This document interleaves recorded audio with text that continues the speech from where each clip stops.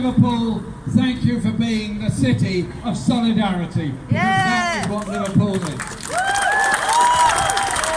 fantastic to be here with Joe, with Chantal, with Ian, with Kim, and so many others that have shown their solidarity with the UCU strikers at the university. You've won 45 of the jobs back. There's 2 more to go. Those 2 have got to be saved as well. We'll not stop until every job has been saved and all the redundancies because what you're fighting for is obviously the solidarity with your members and the danger of those job losses. But in winning this campaign to defend those jobs, you will stop the university going after the cleaners, the catering workers, the contractors, and all the other workers in the university. Because you're showing solidarity. And you'll also be giving a message to the university and further education sector all across the country that when the Tory government, as it will, as it is, comes after working class jobs and living standards with a new phase of austerity, we're here, we're ready, and we are fighting back.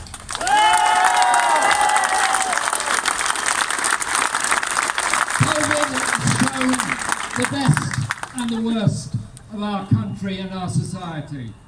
The best has been those health workers that put themselves on the line, that went into work knowing the dangers they were facing, knowing the care they had to try and give.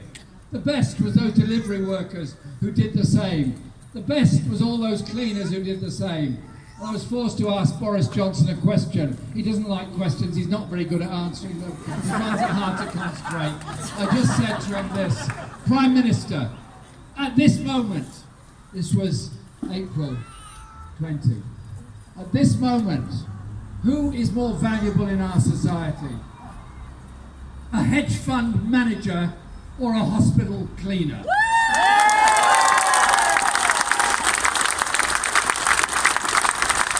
I'm still waiting for his answer, and you'll probably have a very long time to wait for it.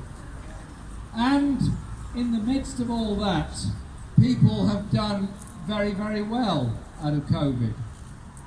Serco and others contracts worth over £30 billion for a failed track and trace system. Those that were given massive contracts for PPE, which didn't arrive, didn't work, or arrived in the wrong place. Those big pharma companies that were given huge grants to research into a vaccine and then try and ration that vaccine, not in the interests of the poorest people in the poorest places on this planet. It's exposed the hypocrisy that global big pharma can solve our health problems. No, we will solve our health problems by defending our National Health Service against and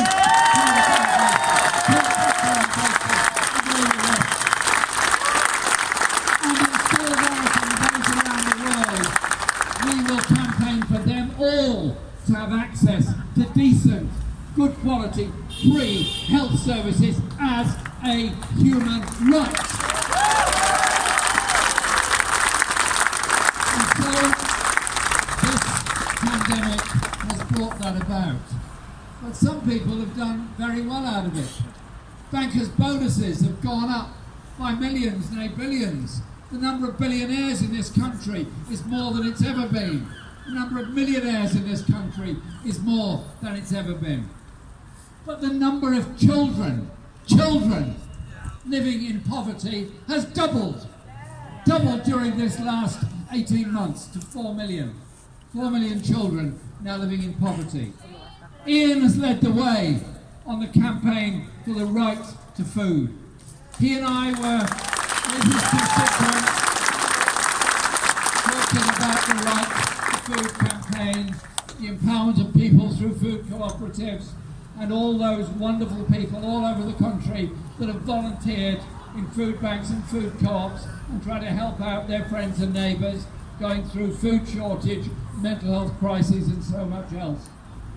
All the while they're doing that, the very wealthy are coining it in like they've never coined it in before. There's always money to be made out of problems and pandemics, and that is exactly what's happened. But I tell you this, I don't want to live in a society dominated by food banks and charities to try and feed people. I want to live in a society where you have a decent income to get the food you want, when you want, and every time you take it.